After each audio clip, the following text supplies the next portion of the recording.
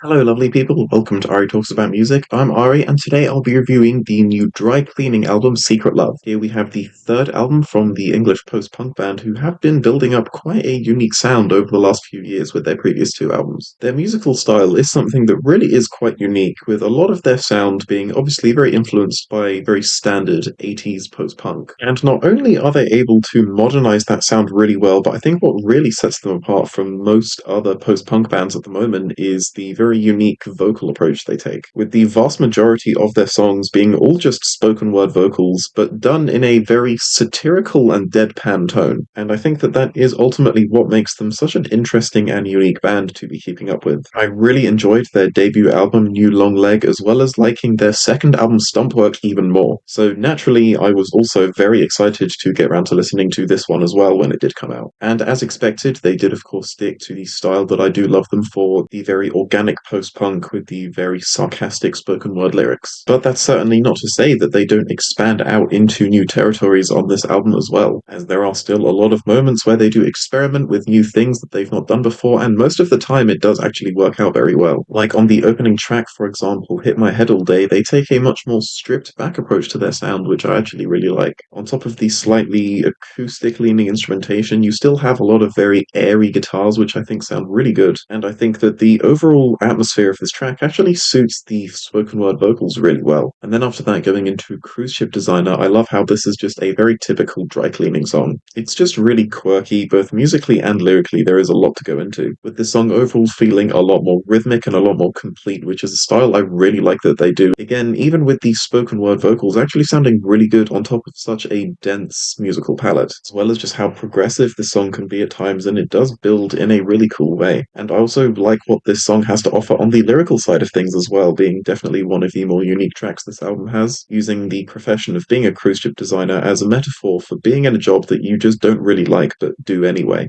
just out of feeling a need to contribute something positively to society. But I think that despite all of that, the vocal style being very sarcastic again does almost give this song a very silly kind of tone as well. And then My Soul Half Pint starts off with this really groovy bass line, as much as I do think it maybe does go on for just a little bit too long throughout the song. However, what does keep this track really compelling definitely has to be the very interesting guitar playing, with it being kept very dynamic with various different guitar riffs playing throughout the song, all of which sound amazing and I think match the vibe of the vocals absolutely perfectly. And then I think that the title track shows off what is quite possibly the best chorus on the album, with a very intense and almost mysterious kind of vibe that the instrumentals bring to the table, and with that actually being a pretty consistent feature for the entire track, and especially the way that it then builds some really nice tension towards the end, I think ends the song really well. And I think that the vocals on this track also are particularly impressive, again obviously sticking to the usual style, but at the same time managing to show off a very impressive vocal range. I think that the guitar playing on Let Me Grow and You'll See the Fruit is definitely some of my favorite on the album, having an almost flowery kind of vibe to it, and I actually find it a bit of a shame that the vocals aren't really able to match that style on this song, as much as Florence Shaw as a vocalist definitely does have the capability, but seems to just choose not to really on this song. And again, does obviously just opt for the very bleak and deadpan kind of tone. And I think that towards the latter half of the song, it does actually end up sounding a lot better, as I do think that the instrumental palette does become a lot more complex as this song progresses. And then eventually, when you get the brass instruments in the mix towards the end, I absolutely love that part as well. And I think that Blood actually builds off the end of the previous song really well, with this one taking a much darker tone, particularly with the guitar playing style on this track. I think it does an amazing job of building a lot of tension, but also managing to stick to the very dark and mysterious sound at the same time. And I really like the very subtle passion that the vocals have, as there's almost this sense of repressed anger in the way that she's singing, but again, still managing to stick to the usual vocal style really well, while still managing to convey many different emotions at the same time in such a subtle but brilliant way. And then managing to build even further on that, Evil Evil Idiot brings an almost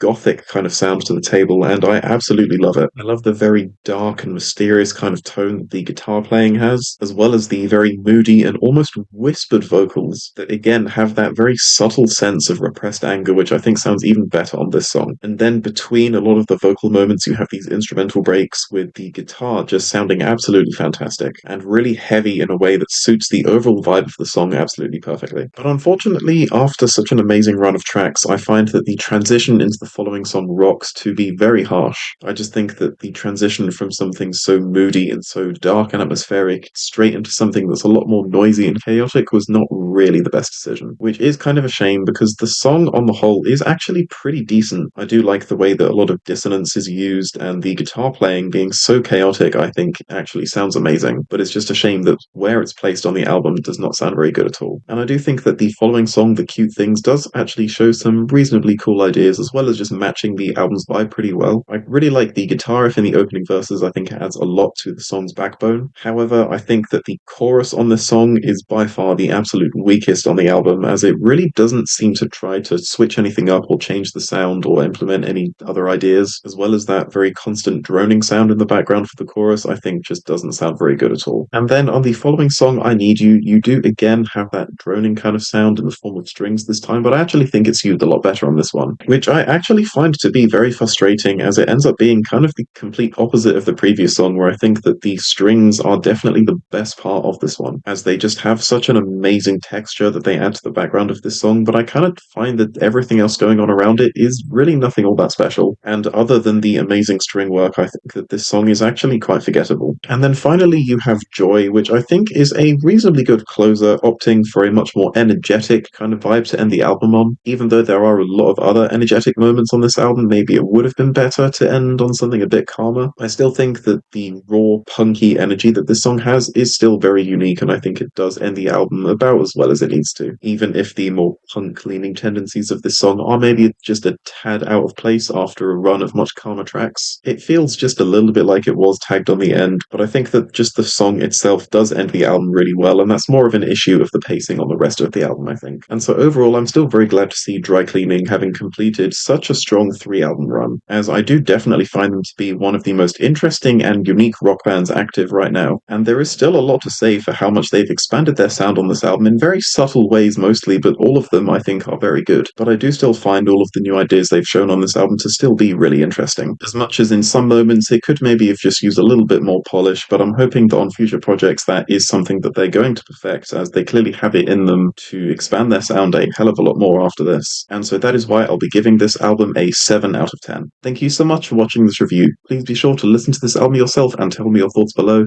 Please leave a like if you liked the video, and please leave a dislike if you didn't like the video, and remember to stay hydrated.